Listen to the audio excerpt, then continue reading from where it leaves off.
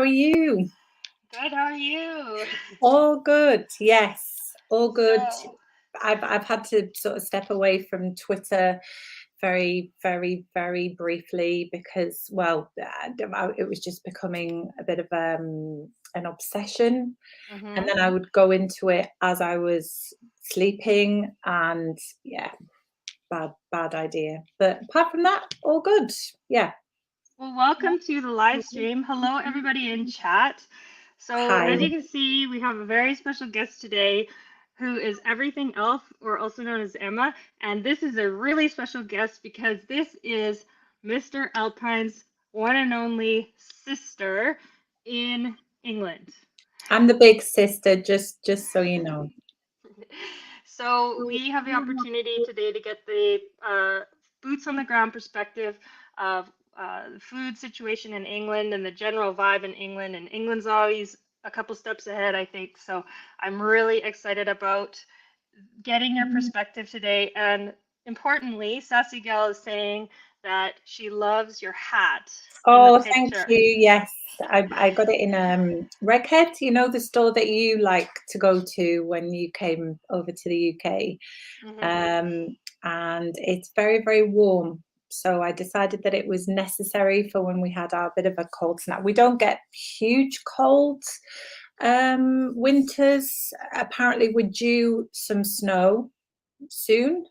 So I may be digging it out, but when we had that really hard frost, it was absolutely essential. So thank you for the compliment. So an interesting fact about where you're located is it is similar latitude to northern BC, and you are up by the Scottish border. So could you tell us a little bit more about the general area that you're in? We live in quite a rural area. We're on the, as you've just said, so I live about it's about 9 miles from Scotland. Gretna is not very far away. We are, I don't know what the current population is of my local town, which is Carlisle. Probably used to be in the 70,000, probably about 90,000, I would have thought now. It's quite quiet. There's not an awful lot going on in Carlisle, but we're quite easily accessible to get to Scotland, as you said.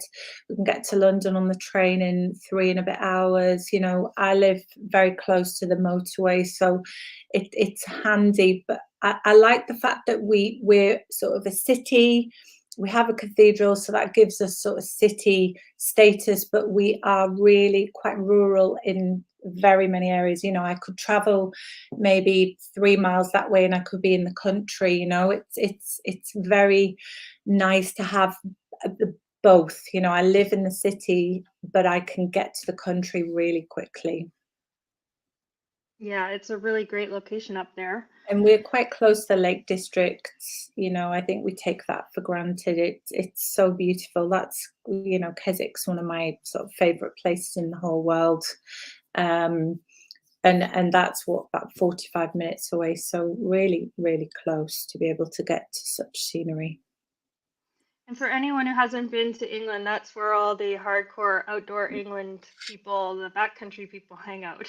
Yeah, we've got the sort of England's tallest mountain is on our doorstep, really. So it's good. Yeah. I wanted to say hello to a couple people in chat. Sanal, it's good to see you. Thanks for stopping in. It's neat to catch you in a live. Emma and Marco, good to see you. Say hello to your lovely wife as well. River's here. Good to see you. Creative Redundancy. Mary Miles is here. Who else? Aloha J is here. Snarfino. Good to see you. And can you just clear something up for us right off the bat, Emma? Is there a Tim Hortons near you now? What's going on? There is. We've got a Tim Hortons in Penrith. and that's literally about sort of 20 miles away. Somebody came in, it must have just recently opened over Christmas time. So I had my very first, you'd sent me some Tim Hortons coffee pods, you know, the sort of for the Nespresso machine, and I devoured them. And then I got really excited that I thought that they would sell them at the Tim Hortons in Penrith. And then I was really disappointed, but I had their coffee, which is great. And we got gifted a little pot of Tiny Tims. It was like, yeah, I felt quite honoured. They were like, "Oh, here, take these for free." I was like, "Okay, okay." So yeah, So but do you'll they? feel like you're at home when you come back over. You'll be happy. But the food was okay. As far as fast food goes, it was okay. And how about, did they have a lot of donuts there? They had a huge donut counter. Is that pretty standard? The Yeah. donut, it takes center stage. It's like it lures you in. I think you could, you know, there's just a donut for everything. You know, you just look at it. I think maybe the woman behind the counter was too busy looking at me, looking at the donuts, thinking, "Give her some donuts now," you know. So, yeah, yeah, have some Tiny Tims. Oh, that's hilarious. So you mentioned a little bit about the area that you're in, and you did grow up on an actual homestead farm. And I Yeah. was wondering, just to before we talk about the hot topics of the food supply and costs in England that you're seeing, would you mind just giving us a little introduction as to what it was like growing up on a homestead in Northern England? It was idyllic. I think the things that I take away was freedom. It was idyllic, you know, probably really dangerous as well. But when you're growing up in the 70s and 80s, you know, there were no health and safety issues about anything. So, you know, we're still alive and perfectly fine. Just that we had that freedom. We didn't have access to everything, but it didn't matter. Um, we, you know, when it came to, you know, we would eat a lot of the food that, you know, we'd slaughter cattle that we had on the farm, you know, the lamb. I don't eat lamb purely because I don't, the smell reminds me of growing up with lambs. You know, so we were quite lucky. We would get, you know, Richard, my dad's brother, we would swap meats. So we always had like a good, healthy diet, meat and veg. I think my dad still eats that, you know.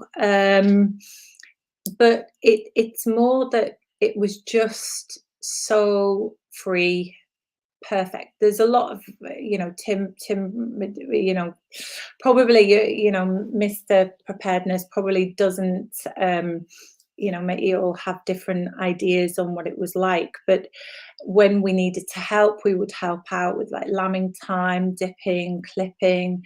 So it was very much family hands-on. So I think we grew up knowing that we had our fair share of jobs and things to do, and it hasn't done me any harm. And I suppose in one respect, I just wish that I'd have been able to give my, you know, my family that environment to grow up in. I think it would have been quite perfect, but my life didn't take that turn. So, yeah, still good nonetheless. Can't complain.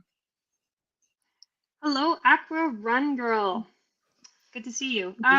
Well, that's really amazing, and all of that is stuff that people talk about in the realm of preparedness in North America. You know, homesteading, growing your own food, catching your own animals, all living Yeah, off the land, because you guys had your own water source there as well, we right? still do. Well, I mean, it's not as good as it was. You know, it runs straight off the hills and it's slightly brown. But but my dad doesn't drink that water, by the way. He buys bottled water, but it's very pure, but it comes over the peat, so it's got a slightly brown tinge to it. It sounds disgusting, but it's not. Um, But we did used to plan for, let's say, we couldn't just pop to the shops because we lived 20 miles away from Carlisle. So we had a big chest freezer, we had plenty of tins, we always had coffee creamer for, when we couldn't get milk, we used to get our milk delivered at the end of the road. Yeah, so there were lots of things that you had to be organized. You couldn't, whereas where I am now, if I haven't got something, I can, how far I live from, there's an Aldi, there's a Morrison's, I'm very lucky where I am. I can just pop to the shop and get it if they've got it, so it is slightly different. Yeah, exactly. There, and Aldi's a big thing in the United States as well. Yeah, well, when I lived in Germany, and I think that was my first experience of, and in Germany they threw the shopping at you, when it's quite quick. They literally, you were not allowed to waste time at the till, because I think they were all productivity timed, but it was crackers. And we didn't use, they didn't sell bags, so we had to take our own bags, and it was just an experience. And so I was quite used to that when I moved back to the UK. I like Aldi. Aldi, how do you say it? Aldi? I don't know. We don't have one in Canada. Oh, do you Somebody not? in Is the it not in front of Canada me. yet? Wow, I would have thought. I wonder why. Yeah, I don't know, but I hear a lot of the American channels talking about it. Yeah, So, yeah. yeah, someone could clarify how to say it. Aldi, I think. I say Aldi, I suppose, or Aldi, it depends. But yeah, it's still ranked as the cheapest supermarket in the UK at the moment. I think Aldi, and then there's Lidl. Yeah. Yeah, and Lidl, as I would say it, is Lidl. kind of lower end than Aldi, right? Yeah, yeah. And you're actually drinking tea because the rumors are true. English people do drink a lot of tea. I'm drinking a chamomile tea because I don't drink caffeine after a certain time. Sort of like the yeah, I'd have decaf tea or an herbal tea. So I chose herbal. So, in that topic of, I know you're into preparedness, and Mhm. I'm just wondering, like in regular culture, how prepared are the average English people, and is there a such thing as a prepper in England? I don't because I think post pandemic we had a giant wardrobe sort of run up to the COVID con. We prepared because I think we'd had conversations with yourselves, and we thought that there might be some food shortages, and we weren't quite sure what we were facing. So I went out and bought loads, and we named it the Corona cupboard, just because we thought, right, I tell you what, let's just get some stuff in there, so if we needed to stay in the house for 2 weeks, we would be fine. And then I think just seeing how things have evolved, I actually was quite aware of food shortages. And I think the war that started last year has sort of highlighted that there may be more gaps in availability, and a knock-on effect that we're probably not going to see until later on this year. But talking to people, so going back to your question, I still don't feel as though there is a sense of urgency here to be prepared. And I was absolutely astounded to read that people only have about 5 days worth of food in their house, if that. I went to my friend's the other day for something to eat, and she showed me a cupboard, and I was like, whoa, when you just walk at something and you're thinking, geez, that's going to last you for 5 minutes. And when you try and talk to people and try and get that message to say, well, would it not be sensible just to get a few things together? I don't know. I just don't think people sense that there may be some food shortages coming, you know. So that's my take on it. I think, you know, the sort of running costs for the machinery, the gas prices, you know, fertilizer costs, it is going to have a massive effect. So yeah, it is what it is, you know. Yeah. So, yeah, 5 days is scary. I mean, I think in the United States there's a little bit more of that culture. I don't think Mhm. so much in the UK. Hey, Noza, Nitram is here. And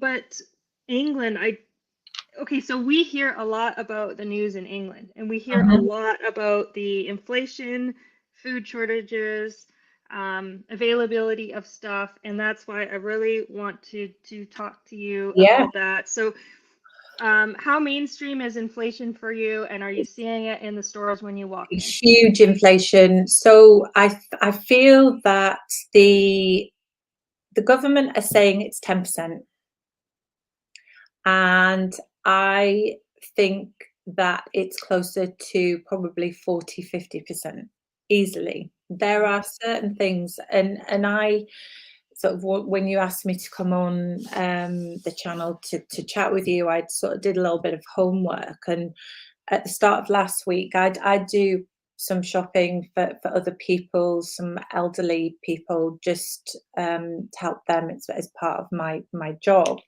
And you know, I went into Morrison's, which is literally down the road, and I think I'd heard that there might be some coffee shortages. So I noticed that the Morrison's own brand of coffee was completely obsolete. There was none. And then the the more discounted items had gone, and then it was just the more mainstream, more expensive types of coffee that were left. So I suppose you could say that there would be the coffee availability if you're prepared to spend the money for it. You know, but I do feel that people, you know, the offers do tend to go first, you know, on whatever. So and then I went to Lidl for my shop. Um, they had loads of coffee. They didn't have any eggs. So this was Monday last week, the 27th. So Mhm. no eggs whatsoever. I noticed that dairy products has gone up, and I think that, you know, things like cheese, butter, milk, um, and I thought especially the continental cheeses, you know, like Emmental, Gouda, Edam, they were really expensive. So we're talking £3, you know, for a pack of 12 sliced cheeses, and I really like those kind of cheeses, but I don't want to pay that. So Yeah. you kind of have to balance it out and think, well, what do I get? What do I like? So I think this probably aligns with the Netherlands. They've experienced an issues, so maybe that's having a knock-on effect. It's, you know, supply issues. So then I went to Aldi for my bits, and they were really, really low on tomatoes. So this was middle of last week. Very low on eggs, very low on tomatoes, bell peppers, salad. And I believe that it's to do with the bad weather apparently in Spain and Morocco that hit in January. They had like really hard nighttime frost. So some of the retailers are looking at instead of going to the Netherlands where they've got the giant greenhouses, it's costing more money because of obviously, you know, the cost of electricity. So they're choosing the cheaper option, but the cheaper option is that they may get infected. There was virus, tomato, whatever it is that they'd got. Then there was the frost. So yeah, so I think the local store, which is Pioneer for us, which is more like traditional farm shop, that was packed with everything. So I guess that their suppliers weren't having any issues. So I've looked. You can see, and yeah, looking the Dutch government, yeah, trying to close farms. It's. I think the farmers are pushing back. Did you see the Belgian farmers? They were lining up their tractors on the motorways. They're actually pushing back. So yeah, yeah, it's not sad. It's planned. Yeah, I agree. It's all part of the Great Reset. The Klaus Schwab and his cronies. So, because there are a lot of government subsidies on food there, somebody from Canada, when going to the United States, would say, "Whoa, it's cheaper in Canada or in the United States, generally speaking, for food." But when with the exception of some areas, because obviously there's some areas that are more expensive. But when I find going to England, the food prices are way even lower than that, or they were lower than that. Probably. So but I know it's not like that anymore. About a year ago, like how much would you pay for 12 eggs? Probably about, if I tend to go for large eggs, and they're usually free range, so maybe about £2, 30 or something for 12. They're probably they would probably be double that if you were going for, supermarket in a big box. I bought some from Co-op last night because they had them available, but they were £2 something for 6, Oh yeah. So you're probably finding what they would charge for 12, they're now charging for 6. Wow. Yeah. So yeah, but it's, I think if you have got a limited budget, or if you look and you think, goodness me, that's gone up by sort of £5, £10, I think it would be hard. I'm quite lucky, in many ways, but I can understand why the food banks and everything have just absolutely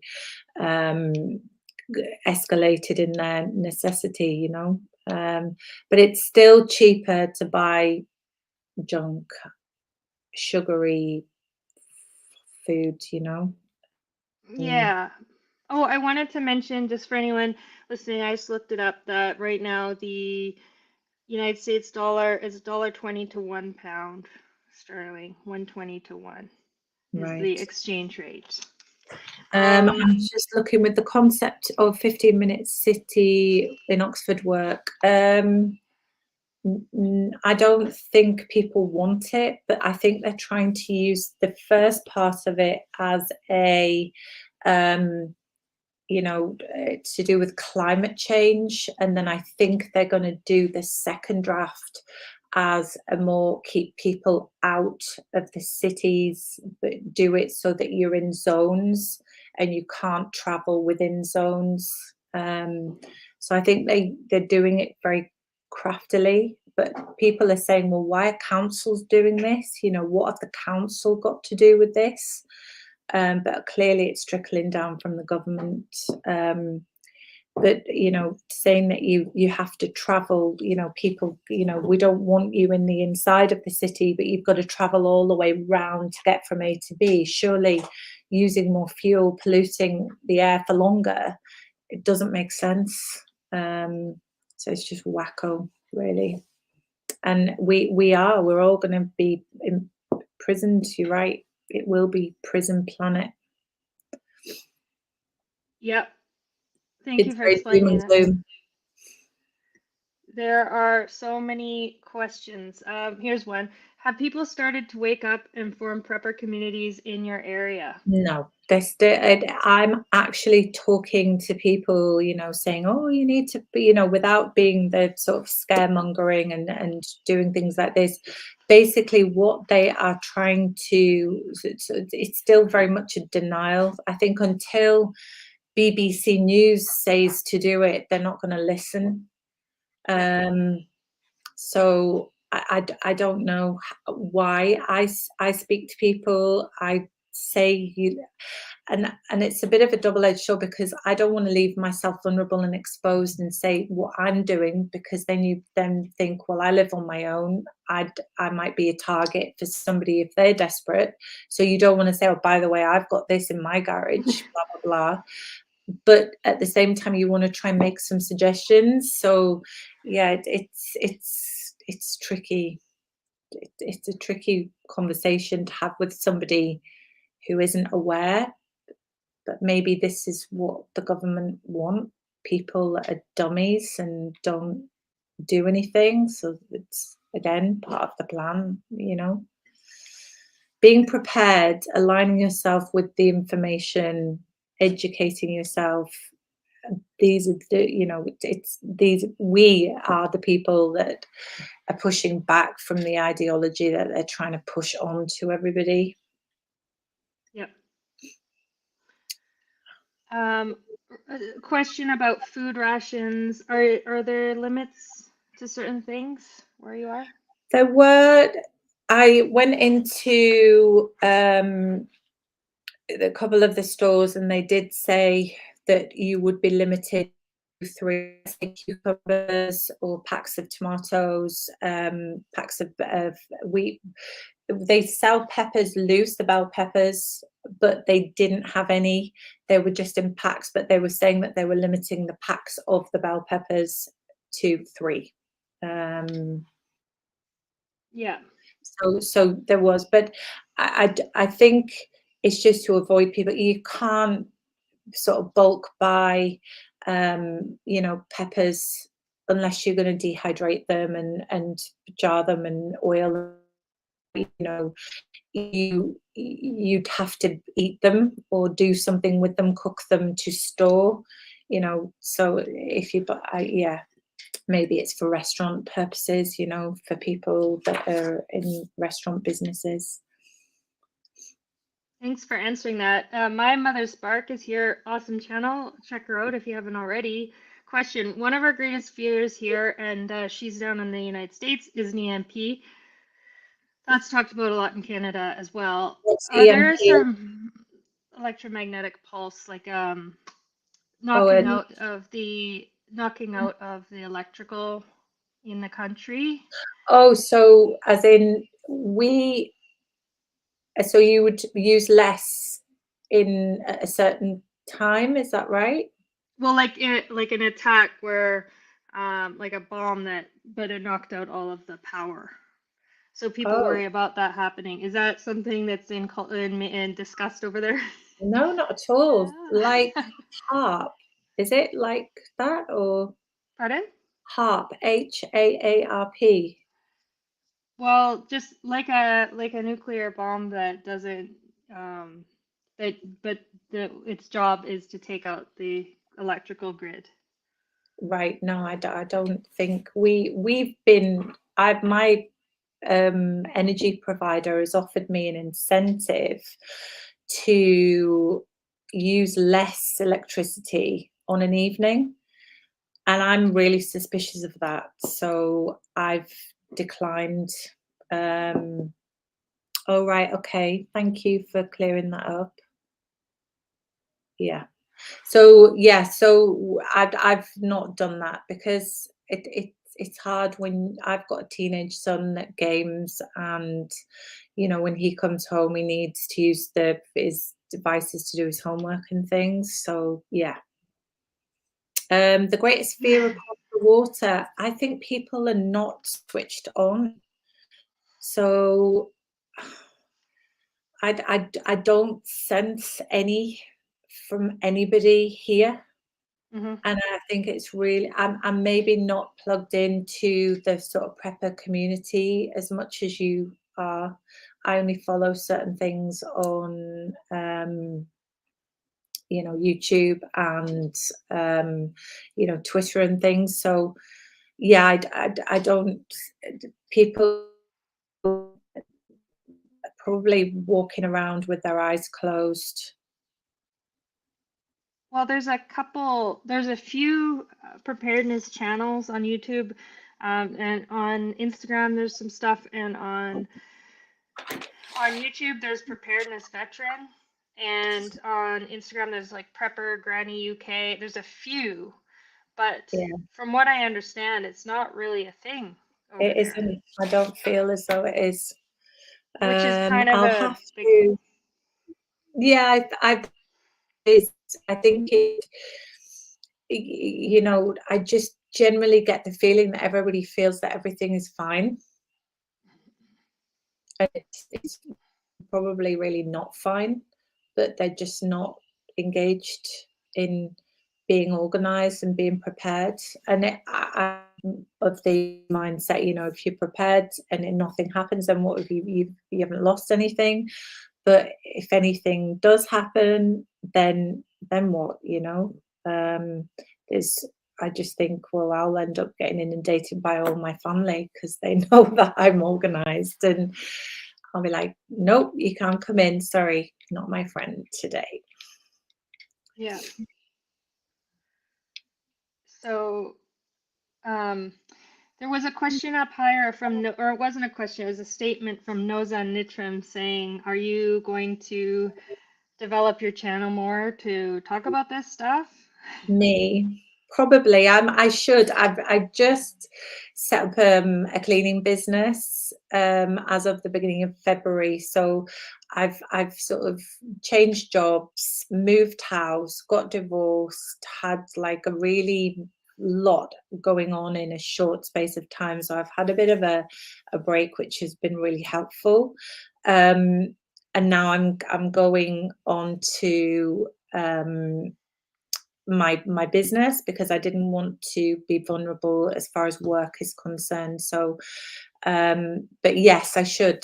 I realize I should. I know I should. But I think it's a lot to do with my self-confidence as well because I've had a pretty time. I'm sure people would love to hear your perspective. Sassy Gal, thank you so much for the super sticker. That was very kind and generous of you. I see the little coffee icon. Thanks, that's really nice of you. And so if you are interested in following any of the content that Emma is likely going to be loading to her channel, the channel link is below in the description box of Oh, this thank you. video. I'm just looking at the comments. Are they restricting free speech in the UK? No, I don't think so. But if I disappear, you know that I would never commit suicide. That's what you've got to just say. I would never commit suicide. If I disappear, somebody kill me. I haven't got self-defense, but we've got stuff here. Mum brought me a little hatchet, so I was like, oh, that's useful. So that's in the cupboard. My son's got a baseball bat by his bed, and I said, well, that's not really a good place to leave it. And then his dad's in the army or ex-army, and we joke he's got some stuff he probably shouldn't have from his dad's army career, but that's just between us, okay? So yeah, he brags about that, but then I was like, but if we get broken into, you need to really be useful, not just be scared, right? So yeah, it's quite funny. Well, that is funny, but anyone who isn't as familiar with England is the opposite of the US in terms of firearms. Firearms are not a thing in England, really. I mean, some farmers have them, and that's about it. Well, I think it's the gun law changed because there was a mass shooting somebody, I can't even remember where it was. I'd probably have to look on my phone. It was up in Scotland somewhere. So let's say my dad used to have a gun. He probably still has, but it has to be kept in a lock cabinet. And as part of the UK gun law, you have to have it licensed. A policeman has to come to your home to determine that it's actually in a locked cabinet and you are licensed, and then they can sign it off. So yeah, it did. I think where it was up. Let me just 2 seconds. That there was Blaine. Somebody opened fire in a school, and it was just carnage. And it was up in Scotland in a real rural area, and I think that was when the gun laws really changed. So, but yeah, I think I could shoot if I was doing it as if I was going out shooting to shoot pheasants or ducks or something. Yeah, it would be that would be okay, but again, it would have to be licensed. But I've never shot a gun, so maybe I should try and do something. Yeah, I have attack roosters. What's it? Oh, I got attacked by we call them cockerels in UK, but my mother decided it would be a really great idea to get some cockerels, and one cockerel it was used to terrorize us as children, and we used to walk up the hill to get home from being at school, and we had to use, it was always the last bit, where I'm talking about, you the last bit as you go up that sweeping bit towards the house. And we literally we were tired. It was like half a mile, so we would be shattered anyway, but we would have to prepare ourselves to run up the hill before this bloody cockerel would attack us and chase us into the house. So we'd be like literally, so my uncle came and killed it, and then we ate it, and it was really it was horrible. We were like, yeah, you gnarly, horrible thing. But yes, they're horrible. Yes, they are. They are scary. Yep. Well, and I think it is also a surprise to some people over here that, fox hunting is a normal thing where people will just go out in the hills fox hunting. It's like, it's not just a rumor about England. Yes, I think it's a different set. It was more sort of upper class people that hunt, it'd be tally ho, let's go and chase a fox until it's exhausted, and then the hounds can rip it to shreds. I don't think it's a very nice thing to do, but it's quite a tradition. But no, it's not my thing. I like horses from afar. But I've seen the fox hunters up when I was visiting. I saw them. They look, they look really smart, but it's definitely the camaraderie of it all, rather than I mean, sometimes they don't find a fox, but other times they do, and yeah, there's better ways to control fox population than chasing it. But everybody enjoys it, then I'm massively, it's not bothering me. Then yeah, fox hunting in the Bronx means okay. Interesting. Your Wi-Fi is cutting out a little tiny bit. I have a couple questions for you before we wrap up the stream. Aloha J is wondering, is scarcity for food, financial, and energy being normalized in the UK? No, not at all. Not at all. I think what they would do is they would look at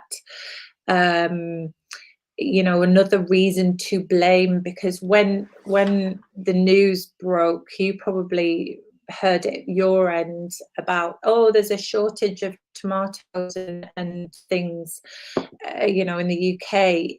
I went onto Twitter, and people in Spain and Morocco and everywhere else, you know, Italy, it was just basically them saying, well, we've got the tomatoes, we're not short of tomatoes. And then, oh, let's blame Brexit. So I think what the UK are really good at doing is pushing the narrative to blame it on something else. I think it's a very British thing to do. So I that's my take on it, you know. So yeah. Yeah, that makes sense. Yeah, definitely. But no, there's no real sense of urgency that anything's happening, anything's wrong. No, it's quite normal. So, a couple of overall vibe questions, which I know could be hard to answer. I've got one, and my mother Spark has one. My mother Spark is wondering, what is the general perception of the fearless leader in the U.S.? Like, do you hear much about that, and No, what's the I've got general my vibe? yeah. I think that everybody thinks he's a bit of a joke. I think that the sort of that he's old, that he's doddery, that he's a joke. I think he's being manipulated. He's a bit of a puppet, really. Yeah. And So then, is there a typical thought about the Russia-Ukraine situation that's coming out in the mainstream media in England? Like, what is the message that is the most widespread over there, or is there one? that it's Russia is the enemy, and it's all Russia's fault that everything's happening. I literally see that, you know, it again, it's pushing the narrative onto the easiest option. Um, so yeah, I genuinely think it's Russia's fault that there's no, you know, the energy. It's Russia's fault about the war. You know, that gas prices. You know, that is the narrative. Not, you know, let's look at other things. It's propaganda, you're right. It massively is. So, but I've stepped away from UK news, mainstream media, because it was just I found it so frustrating. And I think when you do your own research and when you look at really what's happening, to turn the news on, it's just it's benign. It's just pointless. So yeah. Yep. But Yep. I think everybody buys into it. The people that don't know buy into it. But we are experiencing shrinkflation, so I do need to show you my toilet roll stack. So I bought this one. It's massive. That was in November 2021. And then we're looking at the size. Now this one is from Aldi last week. You know, toilet rolls used to be where you could actually not carry them. Now you can kind of hold it in one hand, like 4 of them. So I think that's another thing that I've noticed, that you're paying more for something that's smaller. Yeah. Yeah, we're seeing it too, and it's sneaky. It's not always easy to see. I know, but you trust what you buy to be, you know, the size that it says on the actual front. But if you got it out and weighed it, I don't think they would correspond at all. Yeah. Is there anything else you want to show us? I haven't got any more props, Nope. unfortunately. No, No, no. I that's think we okay. need to go back to growing what we used to do in, you know, in the good old days, is just having things in season and accepting the fact that we could grow delicious veggies and fruits and in season. And I think maybe a lot of people get so used to being able to have strawberries all year round. You know, we've just become quite complacent that we can go to a store and go, right, I'll have that. Whereas when, you know, we were little and our parents were growing up, that wasn't the case. So I suppose, you know, we've just become very used to it. There's a few channels on here that are really awesome at showing, like in the chat, that are awesome at showing food prices and stock and the general food shopping culture in the United States, such as Mhm. Sassy Gal and Nene's Prepping Kitchen and stuff and others. Yeah. I have a couple questions that I'm gonna ask. I know the answer, but I think that some of the people here might just find it interesting. One is, um, are the stores in England more ingredients based, or is there a lot of ready-made food as well, like It's a meals? mixture, probably both. I think Yeah, there's a mixture of both. There is the convenience, um, but you'd have to look for them, you know. So it I think it's definitely a mixture of both. I'm looking at community gardens popular. Yes, they're called allotments. Um, so I think you pay a token amount to the local council or to maybe to the local county council. Um, I know a friend of my mother's, she's got an allotment and she absolutely loves it. So yes, I suppose, but it was more sort of like for an, like an old man digging the garden. I think they're becoming more popular.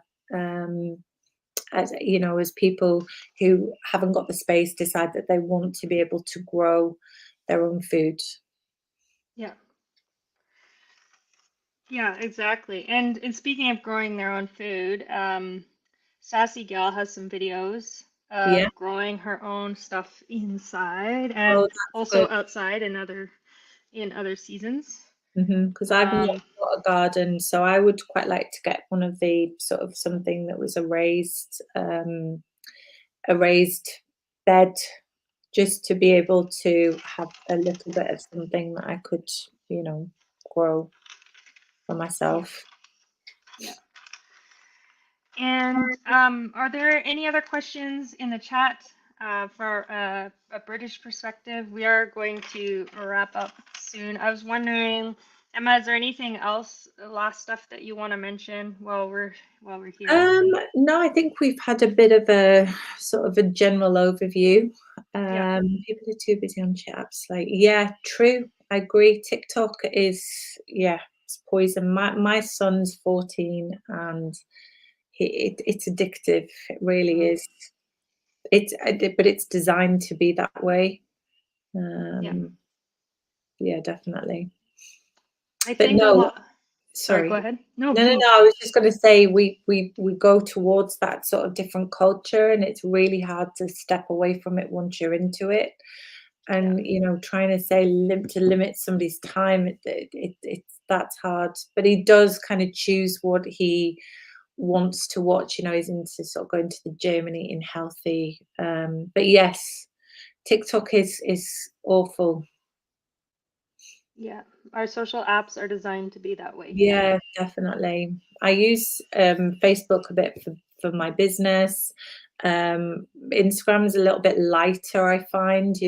I'm sort of stepping away from, a lot of the film stars and things like that because I think they've got their puppets as well. Um, so yeah, it's just it's tricky. So yeah. Noah's nice chat, Elfbot has sent a super sticker. Thank you so much, Noza. That's appreciated. Thanks for the super sticker. All right, well, I think we're gonna wrap up. Thanks again for your time. Thanks to all that have been in the chat. We've been pretty busy, so we haven't done a lot on YouTube, but we've got some more coming. Yeah, And let's do some more of these. Now I've kind of come out of my hibernation. What is it? What did I read on what is it? TikTok wants to turn everybody transgender. That was it. I think they said China is using TikTok to turn everybody transgender, and I was just like, yeah, probably. oh, we've got another super sticker. Thanks a lot. Whoa, all these super stickers. Thanks, guys. Thanks, Laura. We've Thank got you. one last Favorite food question. storage methods. I use Kilner jars and Mylar bags. Mylar bags. And how do So you seal up your Mylar bags? Anything I use fancy? oxygen absorbers, and then I use my hair tongs to seal it and try not to burn my fingers off. But yeah, what's very cancerous? Oh, don't use. Oh no, don't. But yeah, my cat's come to join me. I thought he might stop making quite a lot of noise. Are you coming up? Mhm. Do you want to come up? I don't know. You want to say hi to everybody? Well, I think it'll be Here's really cool Loki cat. if I don't know you if you can see him against my black jumper. This is my cat. oh He's quite he's a handsome dude. He wants to see everybody. There we go. He's joining in now. all right. Well, we're gonna sign off. Thanks to everyone in chat. Thanks to this wonderful guest, and thanks for the mods. Yeah, thank you everybody. We'll do this again. I think it's quite interesting for me to see different perspectives as well. So thank you. And thanks to the mods that come in and put the answers to questions in the stream as well, like secret stuff. Thanks a lot. Yeah, thank you. Okay. Well, All take care, right. everybody. Crazy out there. Yep. See y'all All next right. time. Bye. Take care. Bye. Bye.